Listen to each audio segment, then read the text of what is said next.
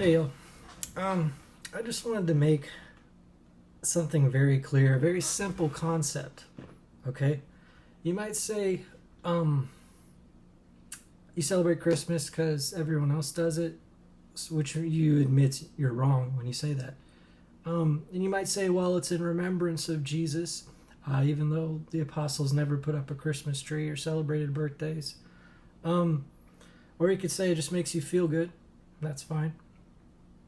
Or you could say, well, it's just paganism because of sun worship, and December 25th is just Jesus the sun rising as the sun, even though the English word sun didn't exist back then, neither form, because English didn't exist, so that comparison is null and void.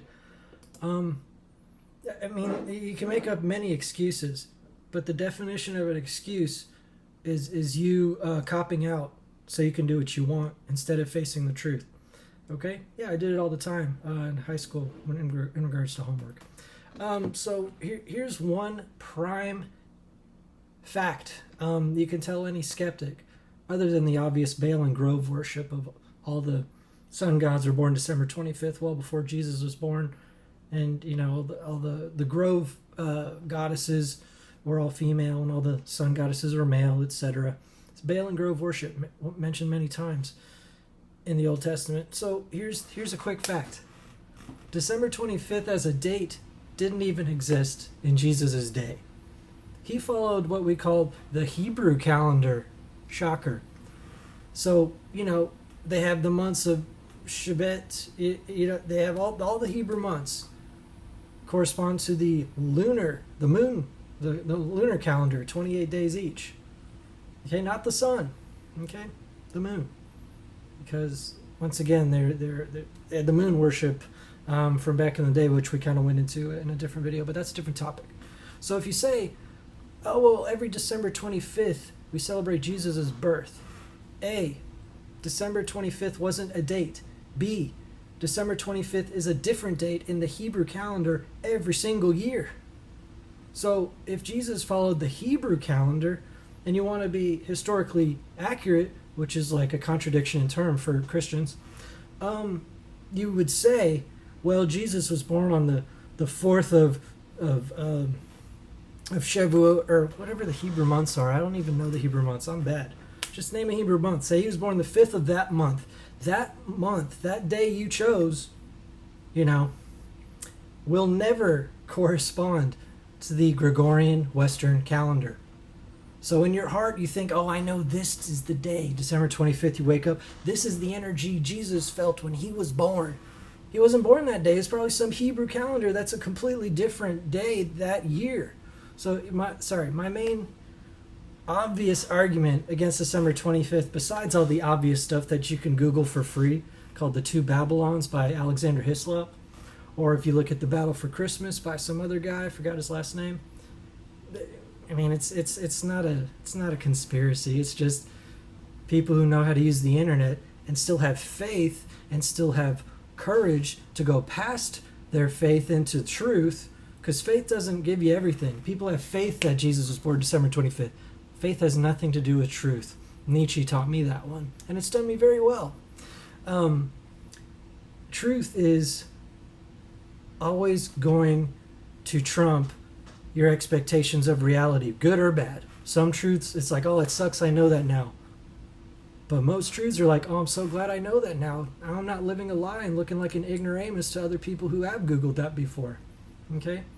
So any Christian who says, well, Jesus was born December 25th, you say, okay, well, what was that in the Hebrew calendar? It wasn't, because there was no December, July, August, September, February. None of that existed. Okay? So, if you want to say Jesus was born a certain day and you want to give him worship, that's fine. But please don't make it on the exact day that God, specifically said was evil. I mean, Jeremiah 10 literally says, the heathens cut down a tree in the forest, deck it with silver and gold. Don't do that. Okay? Baal and Grove worship. Well, let's get into some bacon stuff real quick, just because I can. But yeah, by the way, y'all, I didn't want to bring it up, I guess, because it's about my personal life versus my ideas. But yeah, I've been sober for about 10 days. Well, my last drink was on the 5th. Then I drank a beer or two on the 10th. That one little relapse had to get out the way. And then I've been sober since then. I was drinking beer almost every day for maybe 3 or 4 years, y'all. Almost every day. Made me lazy, made me frustrated, made me angry. I used it as an excuse for my personal life, whereas that is what is affecting your personal life, ironically. So it's a downward spiral. But anyway, no more drinks for me for now. I'm just trying to, cut loose of any kind of dependencies. Because the less you have, the more you have, basically. The less you want, the more you have. The less you need, the more you have. So I'm trying to just dwindle it all down here, okay? Yeah, I have a computer, but how else am I going to talk to y'all, okay? I need certain things to do my thing, and I need 1,000 books to do my other thing, okay? So yeah, that's good news. So yeah, just letting y'all know about that. Let's see. Let's just go over some quick facts about Francis Bacon, William Shakespeare. Don't worry, it's not boring. William Shakespeare has literally no letters at all for us to view. The greatest writer in all of the universe. If where all exists, Shakespeare is the greatest writer in the universe. If aliens don't exist, there's no letters by him though. Okay, nothing at all. And what we do have is basically his will to his wife, which doesn't mention any place. And we have his signature a couple times, which is basically like the 4-year-old scribblings of someone who didn't write anything in their lifetime. Okay, and his daughter was illiterate. Okay, so it's a bunch of stuff like that. And obviously there's no plays in his hand. None of it.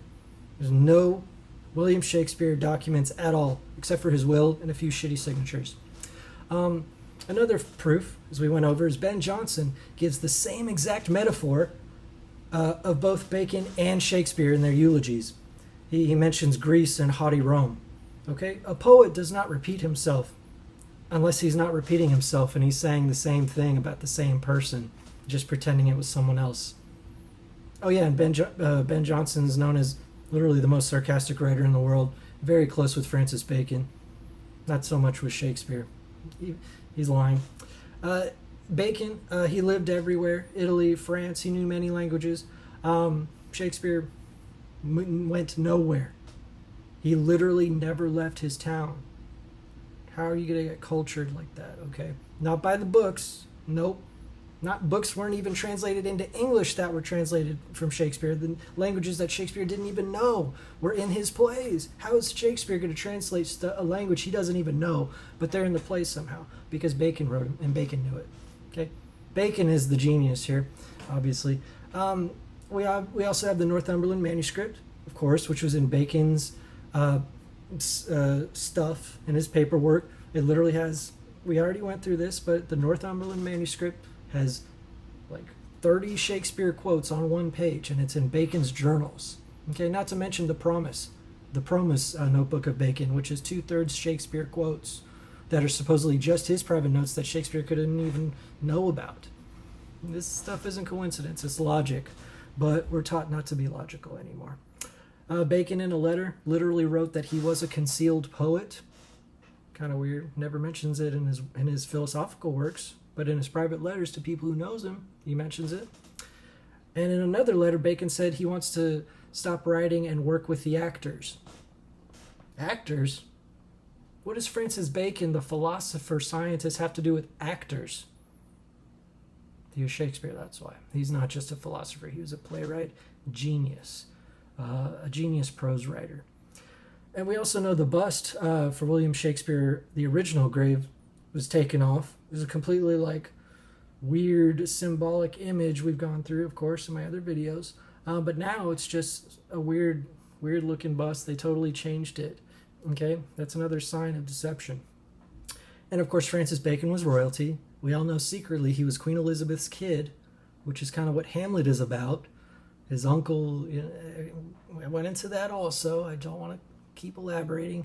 And of course, Bacon was a lawyer, and Shakespeare's plays are filled with lawyer terminology that you do not get from reading a book and only from experience. And a lot of lingo that's via experience as well that is not written in the textbooks, that you can only know from being there. We also see the ciphers, of course. Bacon has books on ciphers. Shakespeare doesn't know squat about them, or at least didn't tell anyone. We see that there is no funeral or any true letters for Shakespeare's death until the first folio 7 years afterwards. The greatest writer of all time has no funeral? Huh? There's no mention of any great writers at that time mourning him? Okay, greatest writer of all time. Even when all the plays have already been released, it's not something like plays were released afterwards. They were during Shakespeare's life. Okay, but he was a businessman. Even Queen Elizabeth, when she met Will Shaksper, she said, "Who's the real playwright?" Okay, so Elizabeth herself is technically the first Baconian, the first skeptic of Shakespeare being Shakespeare, and ironically, her son was Shakespeare. But let's get into something else here. A little couple more here. The first folio of Shakespeare is the same exact production company as the KJV, which we all know Francis Bacon also edited in 1611 and has the same signa on the top of it as the first folio, which was 1623. 12 years later. Same company, same group of men.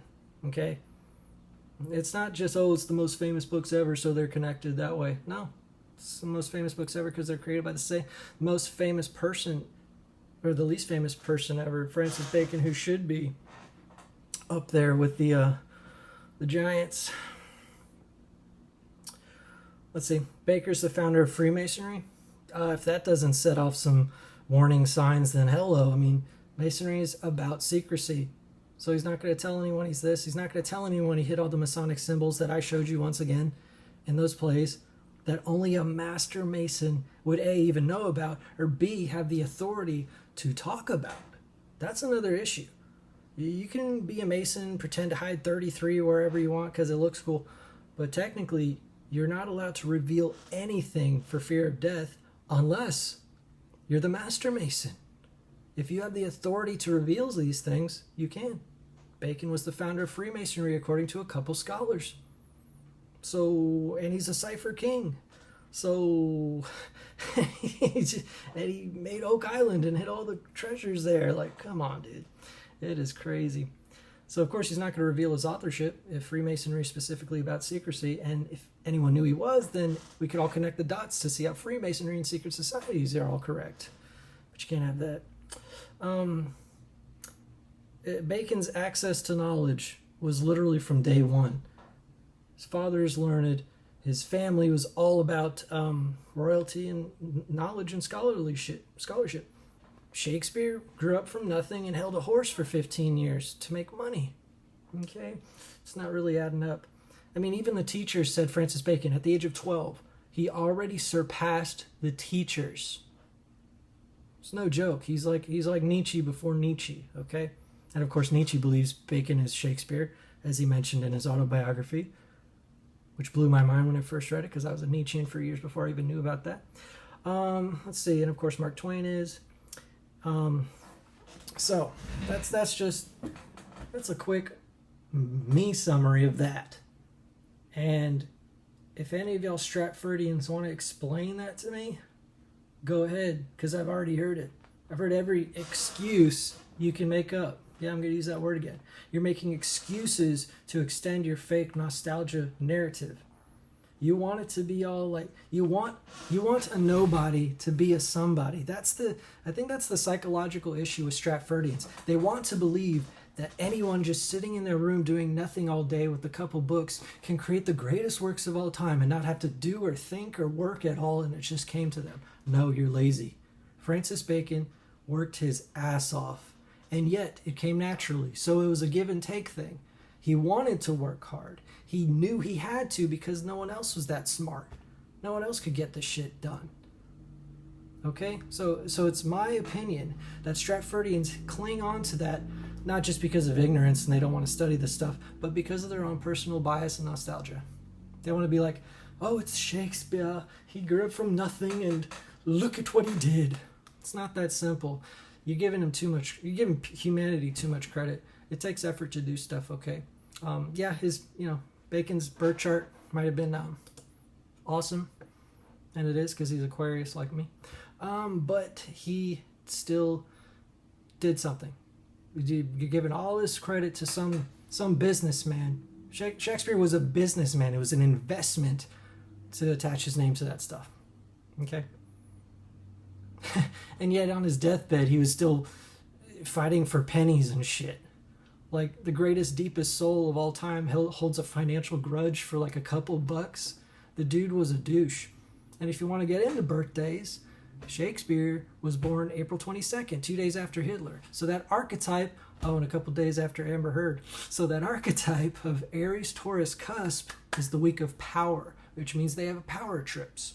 Someone I know's daughter's April 19th, she has an attitude problem, whereas the Cancer and Pisces are really nice. I'm not being astrologically prejudiced. I'm stating the facts. Astrology explains your soul, and enlightenment is overcoming your negative horoscopic traits. Okay? Shakespeare was a shrewd, shallow, financially obsessed businessman. And Taurus, yes, is about the house of finances. They rule the second house of money. Whereas Aquarius obviously is truth. Okay, and that's all Shakespeare's plays have ever represented to us. So, I guess I'm going to add this to my Bacon and Shakespeare playlist, but you're going to have to cope with all that other stuff I talked to in the meantime, because I just mix it all up. Yeah, Christmas is pagan, Shakespeare is Bacon, Yahweh is Satan, Nietzsche is Quetzalcoatl. I'm finding out stuff that people are Baconians. No one cares. Handful of people know. Yeah. But I guess this video will get 200 hits and 200 more people will know. Even though half you already know what I'm going to say before I say it, because you already seen my videos. So hopefully you got some new information from this. Primarily, Jesus followed the Hebrew calendar, not a Gregorian calendar that didn't even exist, let alone in December. Okay, oh God, it doesn't make sense. Jesus was a Pisces. Just Google Jesus birth chart, astrotheme.com, the best astrology site, astrotheme.com, Jesus birth chart. 5 planets in Pisces. Why? Because 2,000 years ago was the age of Pisces, which he fulfilled messianically. He washed his disciples' feet. Pisces ruled the feet. He offered them 2 fish. Pisces is the 2 fish.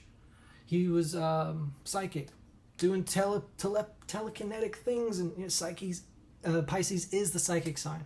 It's the very last sign, the most spiritually in touch. Right after Aquarius, which is more about truth, Pisces is about feeling. Aquarius is about truth, Pisces is feeling. So luckily I have like 3 planets in Pisces, so I'm not an Aquarius robot. I think I'm done. And I'll try to improve my video volume. I'm literally using a brand new iMac 24-inch with this little photo booth app to make these videos. And then I put them in iMovie to turn the volume up. So I'm working on it. I'm all about quantity over quality. I want to give you as much information as I can, even if I have to film it with a potato. Okay, so hopefully it's improving. Ciao.